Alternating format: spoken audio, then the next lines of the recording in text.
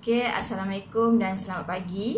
Okey, hari ini saya nak share video macam mana contoh untuk kita menghasilkan mood board. Jadi semua pelajar dah sediakan bahan iaitu pecahan inspirasi dan juga rekaan awal daripada inspirasi. Jadi harap video ni dapat membantulah untuk pelajar menghasilkan mood board dengan baik, mengikut kreativiti masing-masing. Peringkat awal itu kita dah memilih inspirasi. Jadi kita dah saya dah tunjuk macam mana cara untuk mengambil ataupun menggunakan frame sebagai cara untuk kita mendapatkan angle-angle ataupun bahagian-bahagian yang kita ingin masukkan di dalam rekaan. Okey, kemudian kita akan potong lah. Ada dua saiz bergantung pada inspirasi dan juga saiz mood board lah. Jadi yang ni semua mungkin pelajar dah siapkan. Okey, yang kedua kita dah buat lakaran awal. Yang teknik yang saya tunjuk di atas kertas minyak, dan kemudian kita kena transfer di atas kertas A4 lah untuk diwarna atau dikemaskan mengikut mungkin texture ataupun line yang terdapat pada rekaan yang menyamai inspirasi. Okey, ini contohlah macam mana kita ingin membuat ataupun mengikut lakaran awal tu di atas A4. Jadi mungkin boleh ambil figure krokis yang bersesuaian lah untuk kita jadikan sebagai guideline supaya rekaan kita nampak kemah dan menarik lah. Okey, jadi saya akan tiru rekaan ni. Okey, just ikut saja bentuk yang asal yang kita nak ambil ataupun kita nak gunakan di dalam inspirasi kita. Okey, maksudnya inilah bentuk inspirasi yang kita gunakan atau kita ambil untuk kita letak di atas baju ataupun yang kita akan letak di atas pakaian yang kita akan hasilkan nanti. Okey, sekarang saya nak tunjuk macam mana kita warna. Jadi kita ambil gambar inspirasi yang ni. Jadi kita akan warna mengikut warna di dalam inspirasi lah. Cuma kita akan ikut mungkin texture dia. Kita akan buat texture letusan nuklear ni yang seakan-akan seperti asap ataupun gelombang yang berbentuk bulat. Jadi just kita tengok warna-warna yang ni lah, yang bersesuaian dengan kita punya ni inspirasi kita.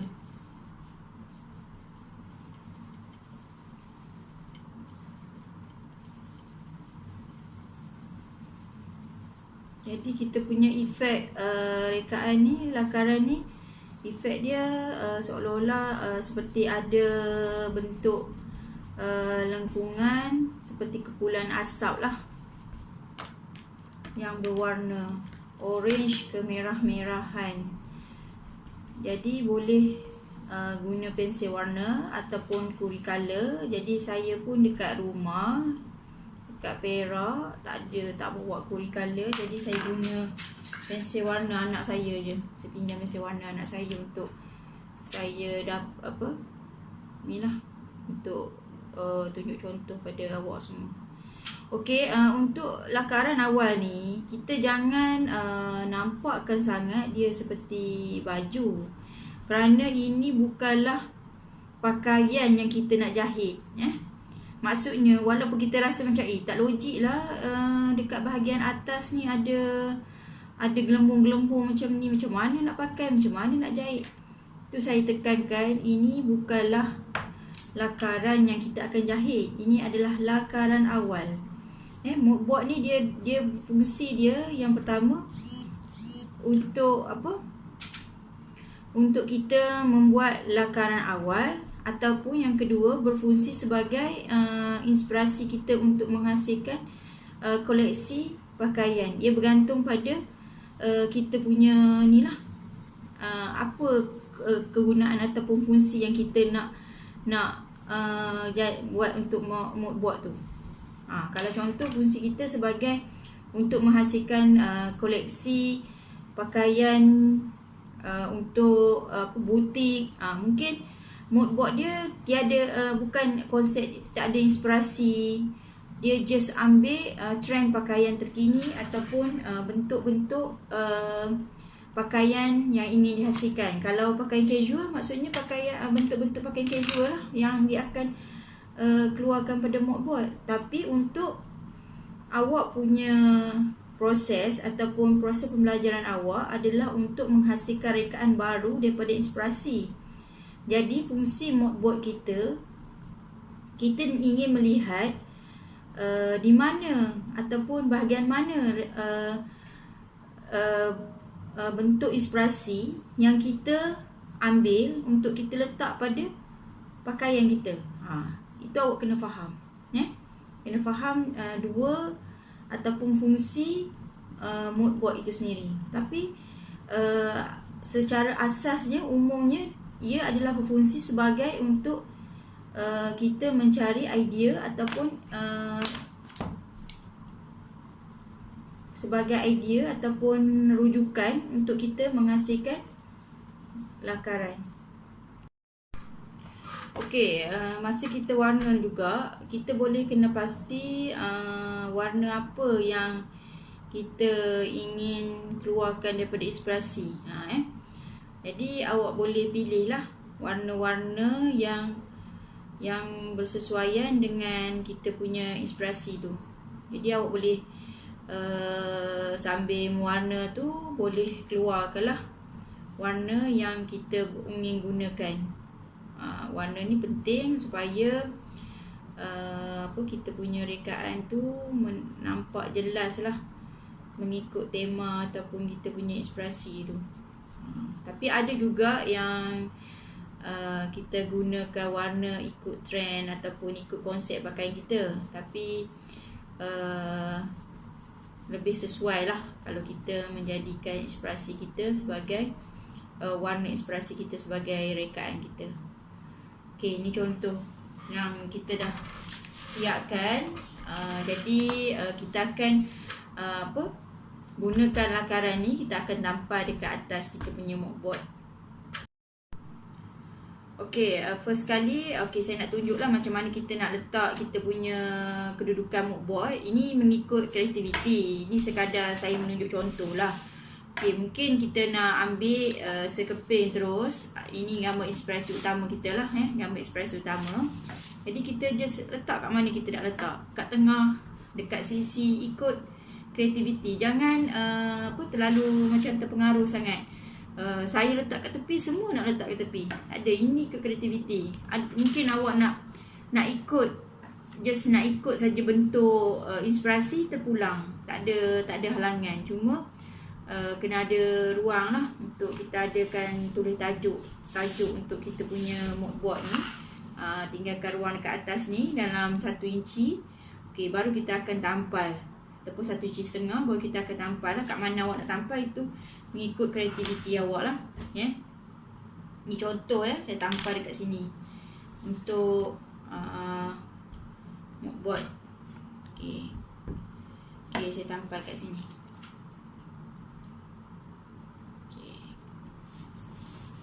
Lepas tu saya ambil lakaran ni. Teknik nak potong lakaran ni pun ikut awak punya cara. Mungkin awak nak ikut terus bentuk baju ni, ataupun awak nak koyak ke, nak potong bersegi ke, terpulang lah. Saya tak ada pula rigid kan, wajib potong ikut bentuk. Tak ada, saya ikut just ikut kreativiti. Sebabnya mood board ni adalah macam mana awak punya idea ataupun kreativiti untuk cetusan idea awak untuk menghasilkan lakaran. Okey, ni kat mana kita nak letak, terpulang. Mungkin awak nak letak tepi ni ke, nak letak dekat bawah ni ke, itu bergantung mengikut awak punya kesesuaian awak lah. Okey, jadi saya nak tunjuk contoh kat awak, saya just letak dekat tepi rekaan ni supaya kita tahu ini adalah lakaran yang kita ambil daripada ni contoh jangan kata puak aku mau letak kat sini, semua nak letak kat sini. Okey, bila dah kita dah tampal gambar rekaan ni, terpulang dekat awak lah macam mana awak nak nak letak kedudukan rekaan dan juga inspirasi. Mungkin pecahan-pecahan inspirasi yang awak dah print ataupun awak dah gunting, awak boleh letak pada bahagian-bahagian tertentu lah. Okey, contoh okey, satu lagi contoh kita nak dapat efek ataupun texture pada inspirasi awak. Kalau contoh texture saya ni, texture yang bentuk seperti otak ni, mungkin saya akan gunakan tisu. Saya akan renyuk-renyukkan tisu. Mungkin saya akan tampal pada bahagian tertentu pada mood board. Okey, ni gam yang sesuai untuk kita tampal bentuk-bentuk yang untuk nampakkan efek 3D tu. Kita akan gunakan gam. Okey, contoh awak punya inspirasi ada texture macam ni. Mungkin awak boleh buat kertas, jalinan kertas ke dekat awak punya mood board tu. Okey, ikut kesesuaian lah. Tidak semua inspirasi yang kita boleh keluarkan dia punya texture dalam bentuk 3D. Itu awak kena tahulah. Okey, bila dah tampal macam ni, okey, kita dah kita efek kat sini. Lepas tu kita ambil je inspirasi mana-mana yang kita dah gunting, kita tampal je dekat mood board. Ikut kreativiti, tampal je macam mana yang awak nak tampal. Tak ada masalah. Background ataupun frame ke, awak nak letak frame ke, nak letak apa ke, up to you. Ikut terpulang, ikut masing-masing punya kesesuaian masing-masing punya mood board lah.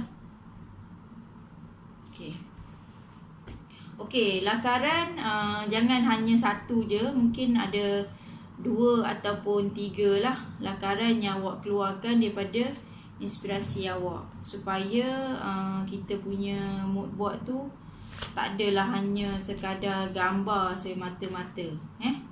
Gambar inspirasi je. Sekurang-kurangnya masa kita nak buat design ataupun perkembangan idea daripada mood board ni, kita ada idea untuk kita kembangkan design yang kedua, ketiga dan seterusnya lah. Okey, awak juga boleh hias terus, lukis terus ataupun tampal apa-apa saja dekat background ni supaya awak punya board tu nampak menarik. Jadi untuk saya punya contoh ni, saya nak ambil bentuk garisan luaran bentuk letusan nuklear ni. Jadi bentuk dia lebih kurang macam ada bentuk separuh bulatan. Jadi saya akan hias dengan bentuk separuh bulatan pada mood board saya. Okey, kalau awak terpulang lah, ni tak semestinya awak nak ikut, dia atas kreativiti awak. Ni saya nak guna teknik macam ni lah. Kalau awak mungkin nak buat garis putus-putus ke, nak buat bulat-bulat ke, bergantung pada kita punya inspirasi lah. Okey, untuk warna inspirasi, kita keluarkan warna-warna yang terdapat pada inspirasi yang kita ataupun yang kita nak guna pada pakaian yang kita bakal hasilkan lah. Okey, warna ni tak semestinya warna yang wajib kita guna. Yang ni kita just keluarkan saja warna-warna yang kita dah guna semasa proses menghasilkan mood board ni. Kedudukan warna terpulang, sama ada nak letak dekat tepi, dekat tengah, ikut kesesuaian mood board masing-masing lah. Okey, coklat.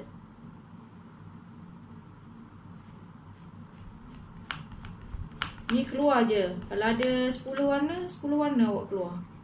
Tapi bila masa kita nak buat rekaan nanti, kita akan pilih warna yang betul-betul kita nak guna untuk kita jadikan pakaian. Itu kena pastilah. Okey, kalau kita ada watercolor, contoh kita nak dapatkan efek texture 2D, 3D kita ni, kita just tengok tab warna ikut kesesuaian lah. Ini saya guna tisu, jadi saya just dab je pada inspirasi. Saya just dab untuk dapatkan efek seperti gambar yang ni lah, inspirasi yang asal ni. Yang ni. Okey, kita tengok warna-warna yang fokus pada warna yang terdapat pada inspirasi tu lah. Okey, yang ni ikut kesesuaian untuk bentuk 3D ni ikut kesesuaian. Mungkin ada inspirasi yang tak sesuai, awak jangan buat lah. Kalau yang sesuai boleh buat. Okey, saya dah tampal semua bahan yang ada pada moodboard. Jadi kalau contoh awak tak nak nampak yang moodboard awak ni terlalu crowded ataupun penuh, awak just boleh tampal bahagian-bahagian pecahan inspirasi awak tu yang awak nak guna saja. Jangan tampal semua. Ni je saya nak tunjuk sebagai contoh lah. Jadi mungkin teknik macam-macam teknik awak boleh guna. Teknik pensel, lepas tu teknik 3D untuk dapatkan efek texture inspirasi awak. Lepas tu mungkin awak boleh gunakan warna pensel, tanpa gambar, bergantung pada awak punya kreativiti. Design tidak semestinya contoh 2, kalau boleh lebih daripada 2. Sebabnya saya nak buat contoh banyak, takut mengambil masa yang lama. Daripada tu saya juga dah buat satu contoh sebelum contoh ni. Yang ni contoh ada banyak design lah yang saya keluarkan, yang saya ambil daripada pecahan inspirasi. Okey, saya buat sesuatu macam ni lah. Ni pun saya ada keluarkan inspirasi menggunakan teknik melukis lah. Okey, ni contoh, ada 2 contoh lah yang saya buat merujuk pada inspirasi letusan nuklear. Okey, selain pada tu, awak juga boleh tengok contoh-contoh daripada dalam internet. Saya ada print lah beberapa contoh. Ini moodboard yang inspirasi dia daripada tulang rangka manusia. Jadi awak boleh tengok macam mana di olahan inspirasi ataupun olahan rekaan pertama dia untuk dikeluarkan daripada bentuk-bentuk daripada tulang tu. Okey, yang ni pula daripada buah avocado. Jadi macam mana texture ataupun penggunaan warna pada pakaian yang awak akan hasilkan menggunakan inspirasi. Okey, seterusnya yang ini, yang bawah ni daripada Barbie punya kartun Barbie punya patung, rekaan baju daripada patung Barbie.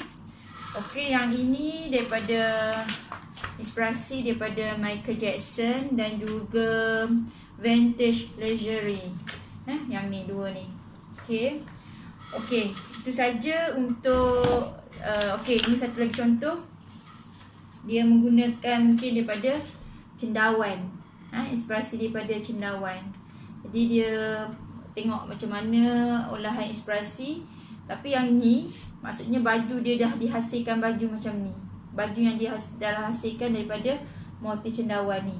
Mungkin awak pun macam tu, tapi untuk moodboard yang kita nak buat ni, kita akan buat olahan daripada inspirasi yang design awal ni. Awak akan buat olahan lagi untuk kita dapatkan final design seperti inilah.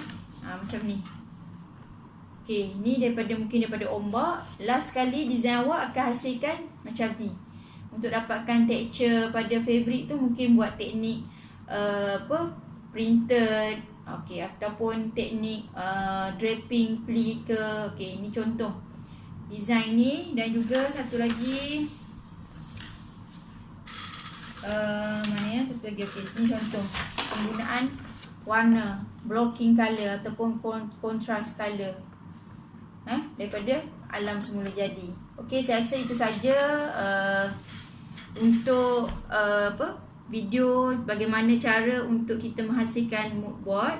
Jadi saya harap perkongsian ini dapat lebih memahamkan ataupun lebih memberi kefahaman pada pelajar bagaimana cara untuk menghasilkan mood board yang berkualiti, supaya rekaan yang kita akan hasilkan mempunyai identiti dan juga berkonsepkan inspirasi yang kita pilih lah. Bukan sekadar kita meniru rekaan yang sedia ada ataupun yang telah dihasilkan oleh designer-designer yang berada di luar sana. Okey, terima kasih kerana menonton.